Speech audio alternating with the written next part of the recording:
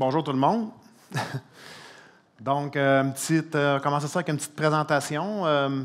J'ai environ 25 ans d'expérience dans tout ce qui touche les équipements mobiles, autant l'entretien, l'opération, la gestion, la planification, l'ordonnancement, etc. Donc, je fais ça un peu. J'offre mes services en tant que consultation, en tant que consultant en gestion de projet, en équipement mobile, etc. Aujourd'hui, mes objectifs, c'est de vous informer sur une évolution des équipements mobiles, vous conscientiser aussi sur l'importance de s'adapter. Et je vais vous offrir à la fin quelques pistes de solutions parce que je suis pas mal sûr, je pense qu'on est dans une salle où il y a beaucoup de gens d'usine, entre autres. Là. Donc, je serais curieux de faire un petit test. Combien de personnes ici ont des équipements mobiles à entretenir sur leur responsabilité? Quand même. Fait que c'est intéressant de voir que dans les usines, on a souvent, tout le monde a des équipements mobiles, des chariots élévateurs ou toutes sortes d'équipements. Et c'est souvent relayé en priorité Z de l'entretien. On ne voit pas toujours la plus-value d'entretenir ça, de dépenser beaucoup d'argent pour entretenir ça. Donc, les sujets abordés aujourd'hui, bien évidemment, l'évolution des équipements mobiles, une petite histoire rapide. Pourquoi qu'on applique les concepts de maintenance préventive et prédictive à ça aussi, comme on fait sur des équipements de production en usine. Un petit insight sur les technologies aussi qui s'en viennent, les avancements technologiques, les impacts que ça va avoir sur nous autres, des changements à venir et dans la section 5, quel est l'avenir des mécaniciens et des gestionnaires en entretien mobile? C'est le fun de prendre ça en considération aussi, de voir c'est qui le mécanicien du futur, c'est qui le gestionnaire d'entretien d'équipements mobiles du futur. Et quelques suggestions à la fin, comme je vous ai dit. Donc, un petit cours d'histoire rapide. D'après vous autres, des équipements mobiles, on opère ça depuis combien de temps, l'humanité en général? Comment? 35 ans? 150? OK. L'invention de la roue. Bien, ça va vous surprendre, là. Mais en 1804, on avait déjà une locomotive à vapeur qui existait. Puis dans la présentation, vous allez voir, là, à chacune des lignes que j'ai mises, il y a une vitesse. Fait que je trouvais ça intéressant de vous démontrer ça. Vous voyez que la première locomotive tractait dans une aciérie sur un petit bout de chemin de fer privé à une vitesse maximum. C'est toujours la vitesse maximum de 16 km/h. Puis en descendant, bien, vous voyez un peu... si vous voulez, un petit timeline là, de ça. Là. Donc, en 1804, la photo du coin en haut, la locomotive très chic. La première locomotive électrique, je vous aurais posé la question, vous auriez probablement dit 1950 ou quelque chose du genre, mais non. 1900, on avait déjà une locomotive électrique. 1903 battait son record de vitesse à 213 km/h. Donc, c'est intéressant aussi de voir que le diesel, les locomotives comme on les connaît aujourd'hui, diesel ou diesel électrique, sont apparus avec la guerre dans les années 40 et au début des années 60 a inévitablement entraîné la chute et la disparition des locomotives à vapeur. TGV, 1964. 1990, le TGV bat son record de vitesse à 500 km/h. Et le Maglev japonais, en 2015, les deux photos que vous voyez là, à 603 km/h. Donc, la question se pose inévitablement, qu'est-ce qui nous attend en 2035 ou en 2060 du côté des locomotives? Puis ça, j'ai pris les locomotives parce que j'ai une certaine expérience en chemin de fer aussi, puis je trouvais intéressant de vous amener sur un fait. Le Maglev japonais qui est en bas, d'après vous autres, le mécanicien ou le technicien qui entretient cette locomotive-là, pensez-vous que c'est le même qui entretient la locomotive qui est en haut dans le coin? Évidemment que non. Hein? Ça prend pas on n'a pas besoin d'un bac pour comprendre ça. Donc, un autre exemple facile, j'ai travaillé aussi dans les mines. Vous voyez, l'invention de la pelle à câble, là, la fameuse pelle à câble minière qu'on connaît aujourd'hui, là, en 1841, avait déjà des pelles à câble, la Otis Excavator, qui est la petite illustration en haut, et la mise en service de la 4100 de P&H, qui est aujourd'hui une des plus grosses pelles avec une capacité d'environ 100 tonnes là, de minière qu'on connaît aujourd'hui dans les mines ouvertes. Donc, on voit encore qu'il y a eu toute une évolution, là, mais ce n'est pas des machines non plus qui datent. Ce n'est pas de la nouvelle technologie. Aujourd'hui, on pense souvent que les pelles à câble de 100 tonnes là, dans les mines, c'est wow, là, la belle nouveauté, là, mais en réalité, c'est une machine qui existe depuis très longtemps. C'est des concepts qui ont été peaufinés, améliorés avec le temps. Donc, quelques faits importants sur la petite histoire que je viens de vous faire. Bien, il y a 2 siècles d'histoire dans les équipements mobiles présentement, et ça date à peu près du même temps que le monde manufacturier. À mesure que les machines évoluent, elles se complexifient. Il a fallu attendre 1 siècle pour avoir une technologie alternative à la vapeur avec les moteurs diesel là, dans les locomotives, entre autres. Puis les technologies alternatives à la vapeur ont déjà 1 siècle. Donc, à vous de faire les calculs. Je pense qu'on s'en va vers une révolution à court et à moyen terme là, dans la façon qu'on a de construire des équipements mobiles. Fait que ça va être quoi la prochaine mutation? Pourquoi appliquer les concepts de maintenance préventive et prédictive? Bien, c'est à peu près le même enjeu dans les équipements mobiles que vous vivez dans les manufactures aussi, la majorité d'entre vous. Fait que les pratiques ont évolué en même temps que les machines, c'est clair. La vie s'allonge. Les équipements mobiles, avant ça, la première locomotive que je vous ai montrée avait probablement une durée de vie qui était très courte, quelques années peut-être. Aujourd'hui, une locomotive, on voit des locomotives de 40 ans encore en service, là. Donc, il a fallu aussi qu'on adapte nos façons d'entretenir ces équipements-là, de faire des mi-vie ou de faire des rénovations comme ça sur ces équipements-là pour les garder en fonction. Vu, entre autres, le 3e point, là, qui est le prix d'achat, qui est devenu extrêmement élevé de ces équipements-là. Et ça devient économiquement viable là, d'entretenir ces équipements-là et de prolonger la vie de ces équipements-là au maximum. Bien, les concepts de maintenance préventive et prédictive sont appliqués sur les machines fixes, comme vous savez, mais nous autres, dans les équipements mobiles, on applique souvent le mode Run to Fail. Je vous donne un exemple. Je vous parle de locomotives, je vous parle de camions miniers, ça vaut des millions de dollars, c'est facile de s'imager ça, mais une entreprise qui a une flotte de camionnettes à 50 000 $ de la camionnette, souvent va passer bien en bas de la liste des dépenses. Là, quand on établit les budgets, là, on ne pense plus trop à ça. Là. On est rendu à dire, bah, run to fail, puis quand il sera fini, on l'envoiera à scrap, puis on achètera un autre. Là. Fait que ça peut avoir un certain bien dans certains concepts, dans certaines entreprises, mais on s'entend que souvent, il y a des gros gains aussi à aller chercher là-dedans. Et ça explique un peu mon 2e point qui dit on suit les gros équipements, mais on néglige les petits. Dans une mine où tu entretiens des camions miniers qui valent 5-6 millions de dollars, puis dans le shop à côté, tu entretiens des camionnettes et des chariots élévateurs, on s'entend que la balance est beaucoup, le focus est beaucoup dirigé vers les équipements miniers, les gros budgets, les gros dollars. Alors, on va négliger souvent les camionnettes. Hein? Il manque un mécanicien aujourd'hui dans le garage des équipements miniers. On prend le mécanicien des camionnettes, puis on l'envoie là, puis les camionnettes, ça passe en dernier. Par contre, le mode Run to Fail, je ne vous ferai pas un cours là-dessus, vous savez tout ça, mais le mode Run to Fail, ça a toujours un impact financier qui est important. Dans les équipements mobiles, on parle dans une usine, là, vous parlez de taux de disponibilité, on parle de choses comme ça, c'est directement lié à la production, ça a un coût, ça a un impact direct sur les bénéfices de l'entreprise. Dans le mobile, on ne voit pas toujours l'impact direct que ça a sur l'entreprise, parce qu'on se dit, il y a 10 pick-up dans la flotte, il y a 10 pick-up, puis ça finit là. Mais moins on a de disponibilité sur une flotte, bien, plus on a besoin d'équipement pour combler notre besoin. Donc, plus on a de pièces en inventaire, plus on a de main-d'œuvre pour l'entretenir, et aussi plus on va avoir des mobilisations d'argent.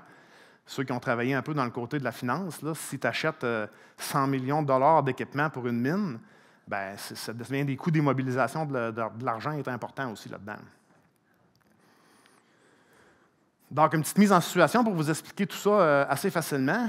Vous avez une organisation qui requiert 92 camionnettes en service en tout temps. La direction souhaite avoir 95 camionnettes en service en moyenne. Donc, sur une flotte où tu as 95 % de taux de disponibilité, qu'on appelle classe mondiale, bien, on a besoin de 100 camionnettes pour avoir 95 camionnettes en service en tout temps. Par contre, sur une flotte qui serait à 80 % de disponibilité, bien là, on a besoin de 119 camionnettes. Puis des flottes à 60 % de disponibilité, je suis sûr qu'on a... Si vous vous mettez à regarder ça dans vos entreprises, c'est quand même pas une exception, là. C'est fréquent. Puis là, soudainement, pour avoir nos 95 camionnettes, ça prend 159 camionnettes dans la flotte. Donc, vous me voyez venir avec ça, je suis pas mal sûr. Je me suis amusé à prendre 2 coûts fixes qui sont 2 fatalités des gens qui opèrent des camionnettes au Québec. Une immatriculation très optimiste, 300 $ par an, et 4 pneus d'hiver à 300 $ chacun, encore pareil, très optimiste. On peut voir que le delta, finalement, au final, là, pour la flotte qui a peu de disponibilité, 88 000 $ d'impact juste dans ces deux sphères-là de la flotte d'un équipement d'opération d'un équipement mobile, là, les matriculations et les pneus. Là. Imaginez si on ajoute à ça la main-d'œuvre supplémentaire, les pièces, tout le tralala qui va autour de ça. L'impact financier est quand même très important. Fait que dans les usines, souvent dans les usines qui sont les plus optimisées, qui ont des très bons taux de disponibilité sur leurs équipements fixes, on va investir des millions de dollars des fois pour aller chercher des secondes qui vont nous apporter un peu plus de profit à la fin de l'année. Puis à côté de ça, pour prendre un exemple d'amélioration continue, les pommes à terre du pommier, là, un arbre, les pommes en l'air, les pommes à terre, les pommes à terre du pommier, dans ces choses-là, de dire on travaille un petit peu sur nos flottes, on rajoute un petit peu de disponibilité, on va pouvoir éliminer des équipements dans la flotte, donc des coûts directs à la fin de l'année de moins, des savings directs. Stepzang vécu, encore là, je ne suis pas là pour faire un cours de maintenance préventive, là, vous savez probablement tous, qu'est-ce que ça implique, mais petit exemple vécu, un moteur remplacé dans un camion 240 tonnes minier, là, en mode préventif. Bien, on a les pièces en inventaire, on a la main-d'œuvre, on a environ 200 heures hommes, environ 4 jours d'arrêt. Okay? On prend un 240 tonnes, vous imaginez que ça gagne assez cher de l'heure, un camion comme ça. On l'arrête pendant 4 jours, on change son moteur, on le renvoie travailler. L'inverse, en mode run to fail, j'ai mis ça à l'extrême parce que je voulais que vous compreniez bien, mais moteur remplacé alors qu'il lâche dans la mine, dans notre jargon, une césarienne. Tu arrives à côté du moteur, il y a un beau trou dans le côté comme ça. Ben là, lui, il lâche toujours dans une côte en montant quand il force, hein, évidemment. Il ne lâchera pas dans une côte en descendant quand il ne force pas. Il lâche dans une côte en montant quand il force chargé. Donc, qu'est-ce que ça cause comme arrêt? Bien, premièrement, l'équipe qui va aller vider ce camion-là, remorquer ce camion-là, etc. 120 heures hommes, je suis très optimiste. Blocage du chemin minier pendant 12 heures, parce que le temps qu'on vide le camion, qu'on ramasse le déversement d'huile, qu'on ramasse le voyage qu'on a dompé dans la côte, qu'on réouvre tout ça sécuritairement pour être capable de circuler sur le chemin, 12 heures. Déversement d'huile moteur dans une pente, une journée qui pleut, parce que c'était ça le cas de figure, là. Donc, imaginez-vous ça, là, 1000 litres d'huile qui tombe à terre dans une pente à 12 quand il pleut dehors, ça fait un beau dégât. Quand le camion arrive au garage, on diagnostique ça, il y a un trou dans le côté du bloc. On n'a pas les pièces en inventaire, évidemment. Des moteurs de 240 tonnes, on ne garde pas ça pour le plaisir, ces tablettes. Donc, un arrêt de production au final de 6 semaines. Et on a perdu aussi le retour du corps. Parce que dans certains composants, vous vivez ça aussi dans les usines. On prend une pièce, on l'installe, le corps, la pièce qu'on a démontée, a une valeur sur le marché. On la rebâtit, puis elle a une valeur sur le marché. Dans le cas en mode préventif, le moteur est bon, on le renvoie, ils le rebâtissent. Dans le cas où le moteur a eu une césarienne, il est scrap, il s'en va au fer. Donc, au final, quand on gère dans ce mode-là, on a beaucoup de camions supplémentaires dans la flotte pour couvrir notre besoin. Hein. En mobile, on size toujours, on dimensionne toujours nos flottes et nos équipements en fonction de nos besoins. Donc, si on a besoin de 40 camions, mon exemple de camionnette de tantôt, puis qu'on est à 80 de disponibilité, bien, il y a plus de camions dans la flotte qu'il y en a si on est à 90 de disponibilité, évidemment. À 6,5 millions de dollars du camion, il y a des gains assez importants. Question? Non? Tout va bien? Avancement technologique, un petit peu d'histoire encore. Dans les années 80, les avancements technologiques, puis je suis sûr que vous avez pas mal vécu ça, toute la gang ici, là, mais on a vécu l'arrivée des moteurs à injection électronique. C'est un exemple que je prends aussi parmi tant d'autres. Ça a eu quoi comme impact, ça, dans nos ateliers, dans nos gens qui entretiennent ces équipements-là? Bien, c'est sûr que les mécaniciens qui avaient été formés dans les années 60 avec des moteurs à carburateur, là, hein, puis qu'aujourd'hui, tu les amènes dans des ateliers où il y a des chars, des voitures, des camionnettes qui ont des moteurs à injection électronique, bien, évidemment qu'il a fallu qu'on les forme. Il a fallu qu'on leur achète des nouveaux outils de diagnostic. Il a fallu qu'on adapte aussi les programmes scolaires. Parce que ça, c'est un point qui est super important aussi. Nos mécaniciens sortent de l'école, ne sont pas formés pour entretenir nos équipements. Dans les mines et dans les chemins de fer, c'est deux domaines que j'ai connus qu'on avait beaucoup ce problème-là. On engage un mécanicien générique, entre guillemets, qui sort de l'école. On l'amène sur une locomotive. Il n'y a aucune idée quoi faire là-dessus. Là.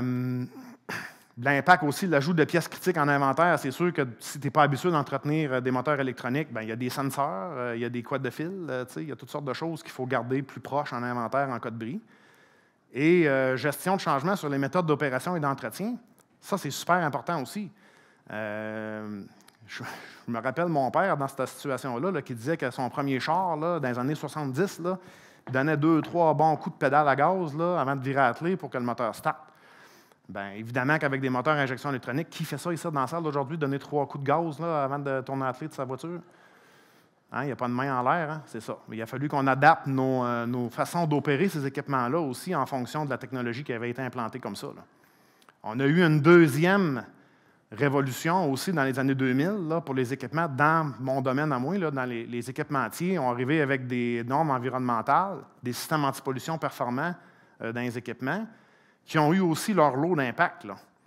Donc, l'augmentation des normes de systèmes actifs dans les équipements. Dans mon premier exemple, là, les moteurs à injection électronique, il y avait un ECM qu'on appelait, qui était un module, un ordinateur dans le véhicule qui contrôlait l'injection du moteur.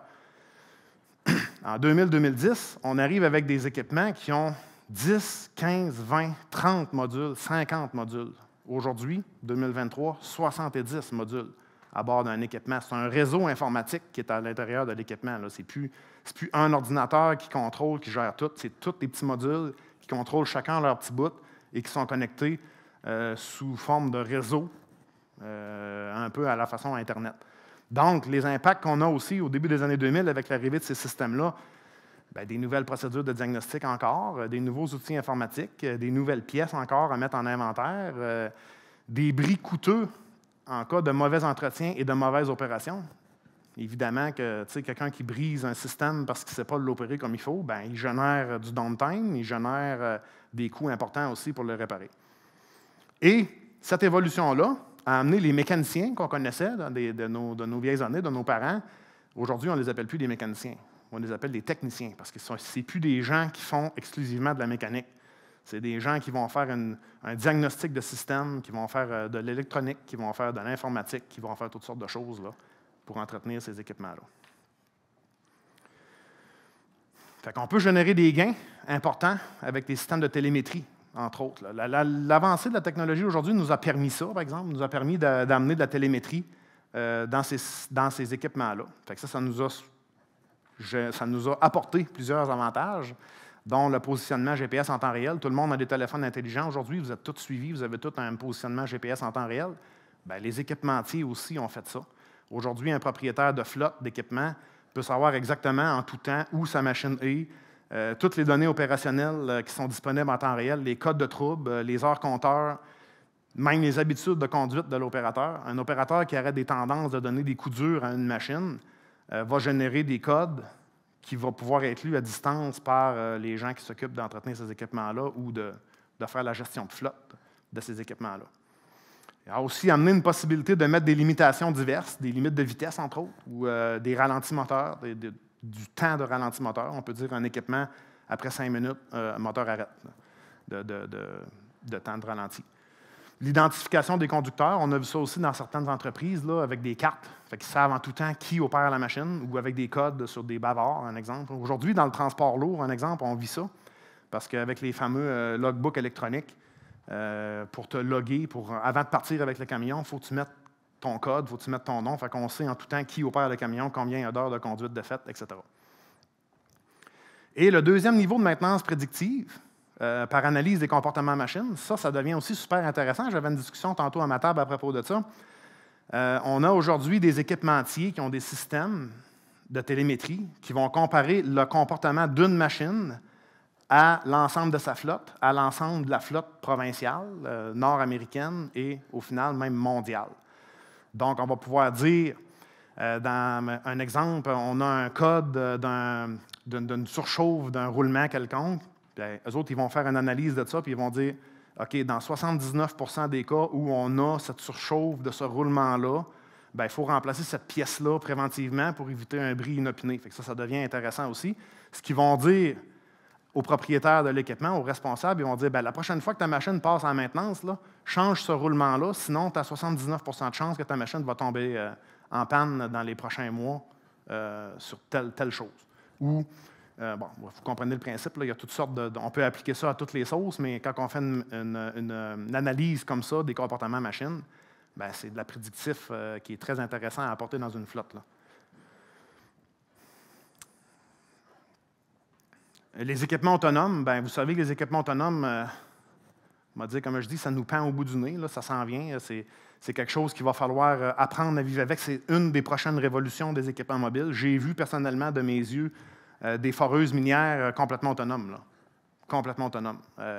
L'arpenteur, les gens, les géologues passent, implantent des patterns à l'intérieur des machines, payent sur le piton, la machine s'en va, puis elle perce ses trous tout seul, puis elle fait ses affaires tout seul. Là. C'est complètement autonome. Il y a aussi certains tests qui sont faits présentement, des mines qui ont des parties complètement autonomes aussi. Là. Les camions vont charger en dessous des pelles complètement autonomes, viennent domper au crocheur, au concasseur, complètement autonomement. Donc, ça s'en vient. On a des avantages qui s'en viennent aussi dans un contexte de pénurie de main-d'œuvre, parce que c'est sûr qu'on va avoir moins besoin d'opérateurs de ces équipements-là, étant donné qu'à partir du moment qu'un opérateur opère 5 foreuses en même temps, on s'entend que ça en prend moins. Moins de temps d'arrêt, maximisation de l'efficacité, diminution du coût d'opération. Bon, tous des concepts aussi que je suis sûr que vous connaissez. Par contre, il y a des inconvénients qu'on a aussi vus à ça. Bien, c'est fragile aux bugs informatiques. C'est sûr que demain matin, il arrive un orage électromagnétique ou quelque chose comme ça, que l'Internet tombe en panne pendant 2 jours, bien, ça va être difficile pour un opérateur d'opérer 5 foreuses manuellement. C'est fragile à ça. Ça demande aussi une maintenance spécialisée. Tous ces systèmes-là communiquent par satellite ou par réseau cellulaire. Donc, pour l'instant, on est tous un peu fâchés des fois après nos téléphones cellulaires qu'ils ne pognent pas l'Internet comme il faut, puis c'est lent, puis ça n'avance pas. Bon, imaginez que demain matin, si tu opères des machines à 2000 km de distance, bien, ces liens-là doivent être très, très forts et ça devient une faiblesse du système. Et construction d'infrastructures dédiées, bien, effectivement, là, à partir du moment où tu opères dans un trou de 600 mètres de profond, des équipements de façon autonome, il faut que tu t'assures que les communications se rendent, ça prend des infrastructures dédiées. Et un coût d'acquisition aussi qui est lié à ça. Donc, plus que de système à bord d'une machine, plus qu'elle est complexe, plus que la technologie est avancée, plus qu'elle coûte cher. La technologie apporte son lot de défis dans ces équipements-là, c'est clair. Là. Le maintien des connaissances du personnel, ça avance très, très vite, là, ces années-ci. Honnêtement, beaucoup d'entreprises sont plus capables de suivre, là, forment les gens moins rapidement que les technologies arrivent. Là. C'est rendu même un problème. Ajustement des inventaires de pièces, des outils, des investissements majeurs aussi qu'il y a à faire dans les infrastructures, parce que c'est sûr qu'une mine qui opère des camions en 1995, là, diesel, puis qu'il décide de switcher vers un équipement autonome, il va y avoir des investissements majeurs à faire dans ces infrastructures. Là. On s'entend que le changement est drastique. Là. La gestion de changement à faire au niveau de tout le monde, là, y compris des dirigeants des entreprises, parce que souvent, eux autres ont des souhaitent implanter ces équipements-là, voient les gains financiers et ces gains-là, mais ne réalisent pas à côté que ça va avoir des impacts aussi. Là. Ça va avoir des impacts qu'il va falloir dépenser beaucoup d'argent en formation, beaucoup d'argent pour installer les infrastructures, etc. Et aussi des nouveaux types d'emplois qui sont requis pour entretenir et opérer des équipements. Il y a 30 ans passés, dans un atelier d'entretien d'une mine, il n'y avait pas d'informaticien. Là. On est tous en même place, là? Oui? C'est à vous autres que je parle, là? Oui? Il n'y avait pas d'informaticien. Aujourd'hui, par le fait qu'on a des réseaux, par le fait qu'on a des systèmes dédiés, par le fait qu'on a des modules qui communiquent, bien, les techniciens informatiques d'un garage aujourd'hui, des équipementiers qui sont plus avancés technologiquement, c'est une fatalité. On a besoin de ça. Là. Il faut qu'ils soient là. Les analystes de données aussi, je vous expliquais tantôt la maintenance prédictive 2.0, c'est pas fait non plus par n'importe qui. C'est fait par des gens qui sont spécialistes en analyse et des systèmes aussi spécialisés dans l'analyse de ces données-là. La technologie apporte des gains importants. Je pense que, je vous en ai déjà parlé. Là. L'efficacité du personnel, la diminution des pannes, le meilleur contrôle des opérateurs. Ça, c'est un élément qu'il ne faut pas négliger. Moi, j'ai fait de l'opération, de la maintenance dans ma vie. J'ai vu des choses pas possibles là, avec des équipements. Là. J'ai vu un exemple, un 240 tonnes dans une mine chargée, qui pèse 500 tonnes. Là. Prendre une bosse là, dans un chemin minier, les 4 roues d'en arrière ont levé de terre. Là. Ça ne prend pas nécessairement un bac pour comprendre que ça n'a pas de bon sens. Là, que opérer des équipements de cette façon-là va générer des coûts extrêmement importants là, en réparation et de la baisse de disponibilité de cet équipement-là et tout ce qui vient avec. Là. Bon, en général, les entreprises qui embrassent les technologies disponibles sur le marché sont plus efficaces. Évidemment que si aujourd'hui, tu es capable de savoir en temps réel où sont tes machines, comment les opérateurs les opèrent, tu es aussi en mesure d'adresser des écarts qui sont assez importants, d'adresser un comportement d'un opérateur particulier, d'adresser toutes sortes de choses comme ça. Donc, il va inévitablement se traduire par une disponibilité améliorée puis des coûts de maintenance diminués, automatiques.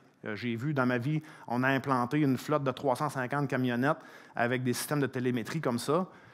Et à partir du moment où les systèmes de télémétrie ont été implantés dans l'ensemble de la flotte, où les gens passaient leur carte, avant de partir avec le pick-up, ils passent sa carte, tu sais c'est qui conduit, c'est 30 là, automatique là, de bris de moins de bon de travail de générer sur ces équipements-là.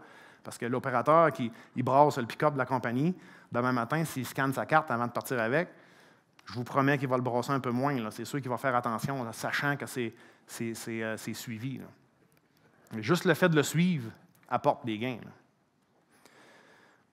Qu'est-ce qu'il faut s'attendre à moyen et à court terme? C'est sûr qu'il y a des équipementiers des années 90-2000, des équipements qui vont coexister avec des équipements plus récents. Là, je vous donne un exemple. Encore, quelqu'un qui aurait dans sa flotte de taxis des véhicules début 2000, fait coexister ça aujourd'hui avec la nouvelle génération de Tesla. On s'entend que ça va coexister, mais ça va te lâcher, là, parce que ce n'est pas les mêmes façons d'entretenir ça, ce n'est pas les mêmes façons de les opérer. Si tu vas dans le Tesla, ça va te prendre ta borne pour la faire recharger, ce que tu ne vis pas avec un Tercel 88 nécessairement non plus. Donc, c'est ce genre de choses-là. Puis, il y a un changement de vision qui est en train de s'opérer dans le domaine des équipements mobiles, qui sont beaucoup liés au changement climatique. Évidemment qu'une mine qui brûle des millions de litres de carburant par année, les crédits carbone, là, c'est un concept, vous savez tous, là, qui s'en va tranquillement. Ils sont épuisés, les crédits carbone, aujourd'hui. Les compagnies payent pour la plupart. Donc, ils ont des gains importants là, à essayer de diminuer leur empreinte climatique, leur empreinte carbone. On est dans une période d'évolution très rapide, là, générée en partie par ça. Donc, les évolutions à moyen terme qu'on va voir apparaître dans les gros équipements, c'est sûr que tout le monde a vu les voitures électriques apparaître. Là. En passant, les voitures électriques, je fais une petite parenthèse, là, un peu la même histoire que les locomotives. Ça fait combien de temps que ça existe, ça, les voitures électriques? Il y en a-t-il un qui va se risquer à me... Oui? Ça va faire une centaine d'années. Oui, monsieur, exactement. Une centaine d'années. C'est pas, la voiture électrique est venue pratiquement en même temps que la voiture avec un moteur à combustion. Mais à une époque où les batteries n'étaient pas performantes et où les réseaux électriques n'étaient pas assez développés pour soutenir ça, l'humanité a choisi d'aller dans la voie facile, dans le moteur à combustion. Mais ce n'est pas une nouvelle invention, une voiture à batterie. Là. Ça fait longtemps que ça existe. Véhicules hybrides, moteur à combustion plus batterie, véhicules hybrides rechargeables, véhicules à batterie rechargeable, c'est ce qu'on voit beaucoup aujourd'hui sur le marché, les Tesla, ces choses-là.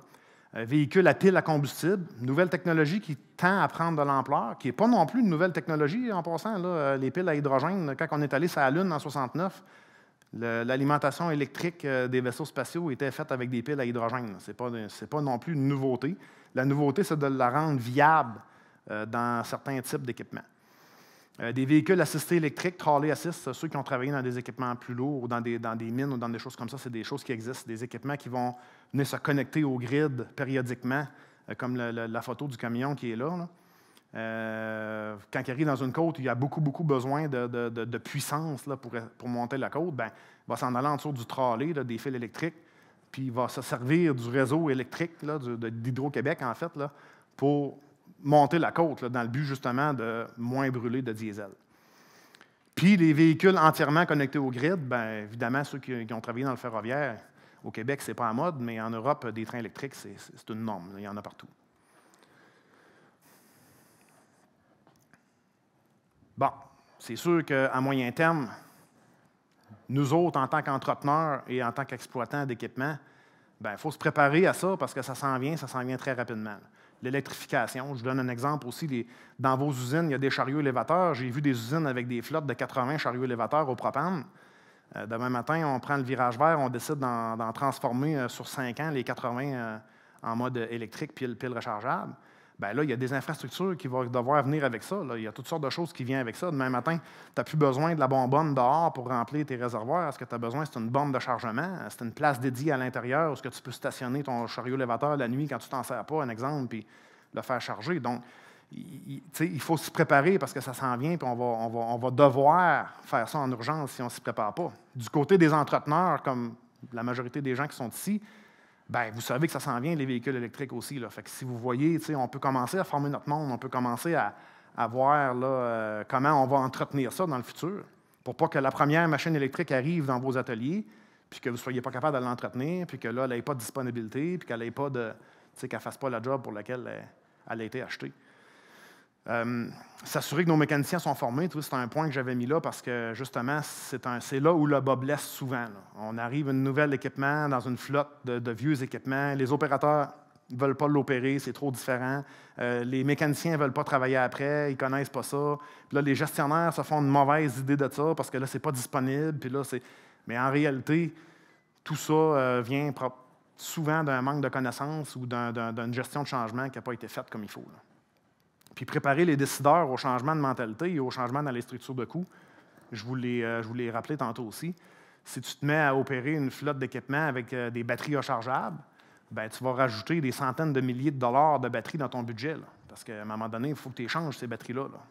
Mais tu sais, nos décideurs, nos grands administrateurs, quand vous allez présenter vos budgets d'entretien avec 100 000 $ de piles, ça va être challengé, là, ça va être questionné. Là, vous comprenez? Il faut les préparer à ça. Là. Oui, le virage vert, ça l'amène pas juste un conte de fées. Là, ça l'amène pas juste un gain au niveau environnemental. Là, ça l'amène aussi des impacts.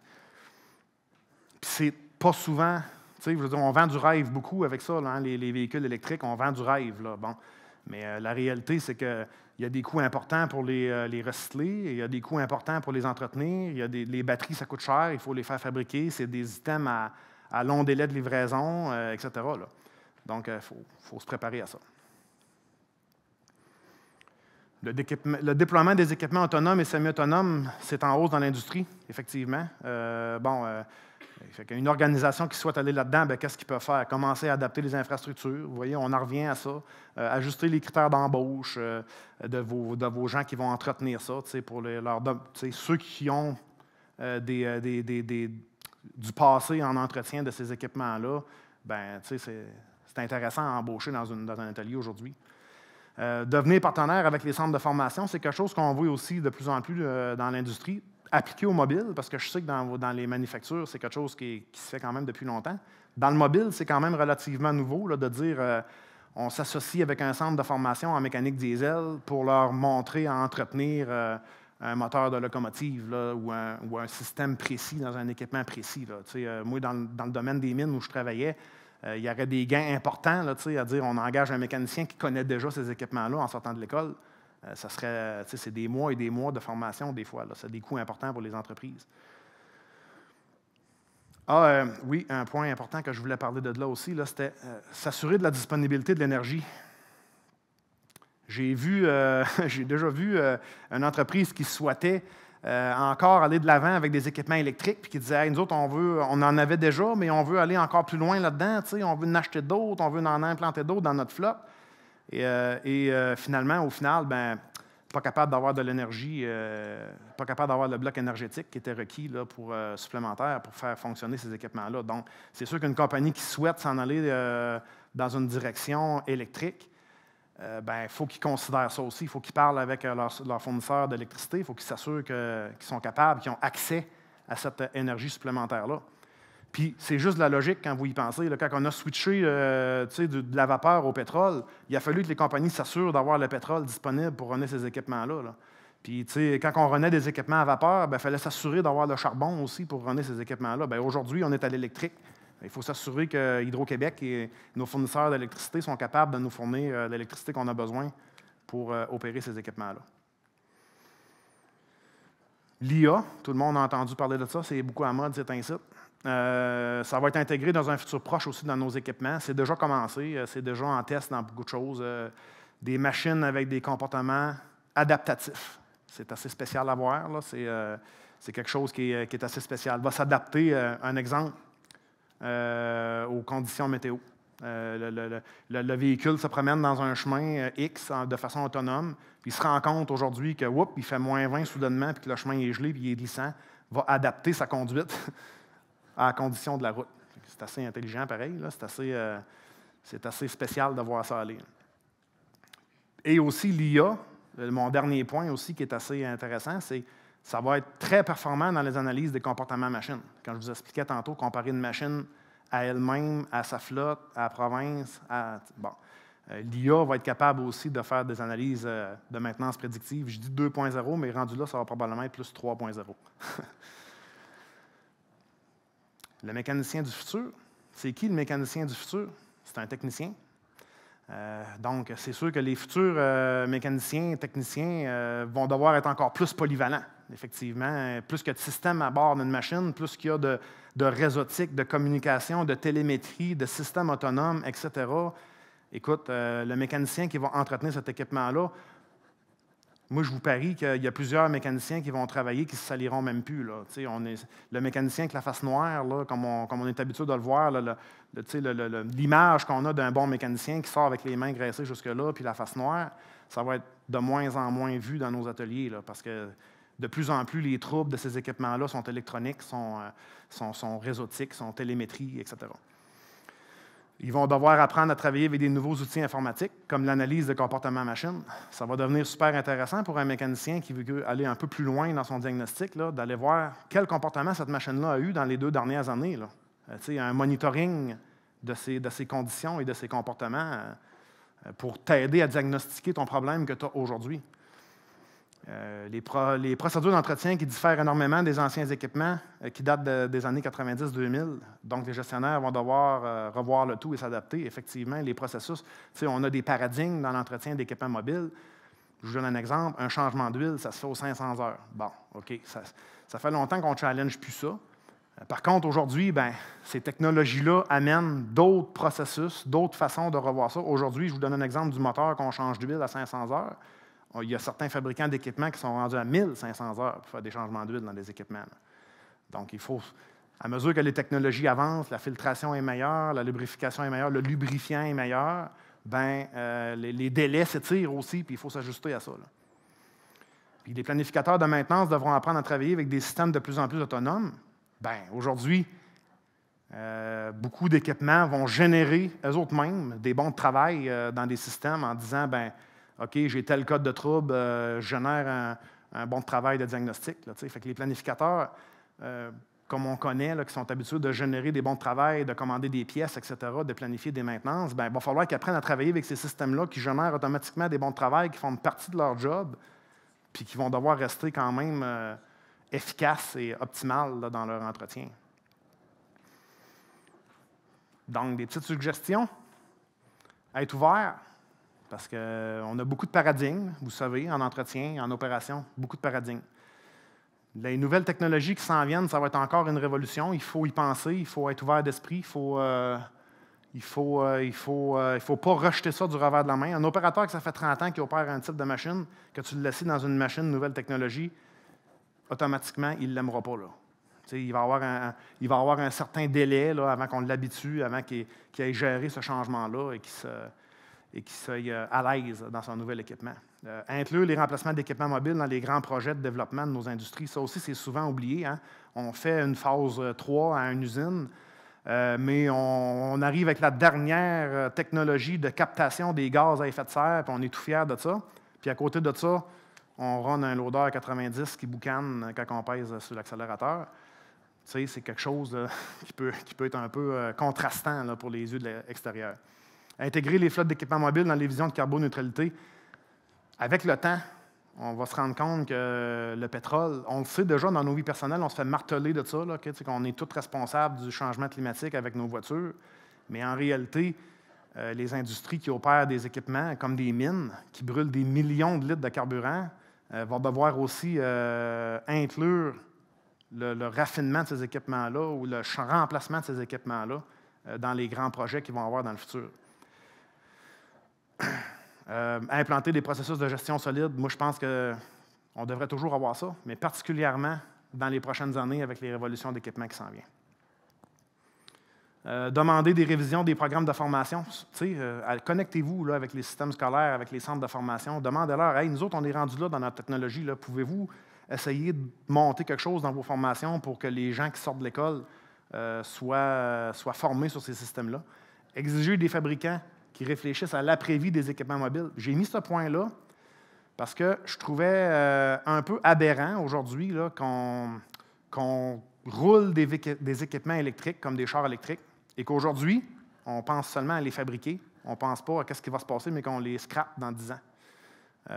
Les véhicules à moteur à combustion, on a tous des processus établis déjà pour se débarrasser de ces équipements-là. Ça va dans des cours à scrap, on démange les pièces qui ont une valeur, on les revalorise, le reste, on le broie, on l'envoie au recyclage, c'est refondu, ça repasse dans la roue, ça repasse dans le processus.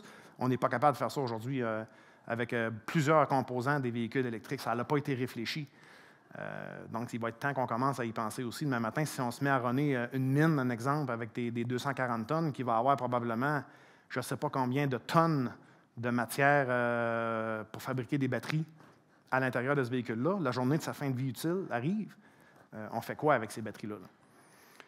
Faire partie intégrante du changement, être proactif, travailler de concert avec les développeurs, effectivement, moi, je vous encourage à faire ça. J'ai fait ça dans le passé, j'ai trouvé ça super intéressant avec des gens qui faisaient des machines sur mesure, de participer à ça, de dire, garde, on veut telle amélioration, selon les objectifs de vos entreprises aussi, ça peut être super intéressant. Donc, excuse-moi, je vais dépasser de quelques minutes, mais c'est tout le temps que j'avais. Avez-vous des questions? Y a-t-il des courageux? Je sais que ça fait beaucoup, puis rapidement, là, mais... Non? Oui? On parlait brièvement de télémétrie, mais mettons un système de télémétrie, on parle de combien de temps pour un retour sur investissement, grosso modo? Très peu. La majorité des systèmes de télémétrie sont vraiment pas chers. Okay? Je te donne un exemple, là, parce que les équipements sont souvent préconçus de cette façon-là. Tu ne le sais pas, là, mais quand tu achètes une camionnette Ford, un exemple, là, la camionnette, elle a déjà une partie de cette télémétrie-là built-in dedans. Fait que tout ce que tu vas installer, c'est un module pour la communiquer avec ton entreprise. Donc, des fois, pour 1 000, 1 500 $, tu vas installer un système de télémétrie à bord de ta camionnette. C'est rien. C'est facile. Le rendement sur investissement est très rapide. Ça répond à ta question? Oui? Oui?